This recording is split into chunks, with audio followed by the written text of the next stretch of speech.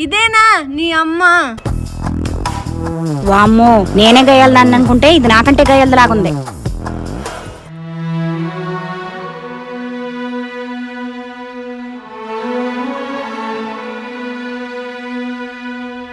దుర్గాప్రసాద్, ఏంటన్నా?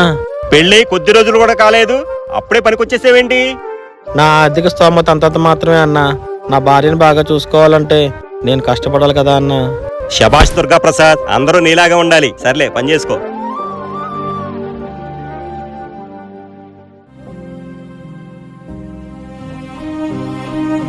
దుర్గాప్రసాద్ అన్నా,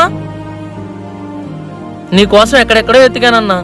చాలా మందిని అడిగితే నువ్వు ఇక్కడ ఉంటావని చెప్పారు. ఎందుకు బావాని? అన్నా, నేను మాల్ తీసాను, తమ్ముడు అని చాలు. అలాగే తమ్ముడు.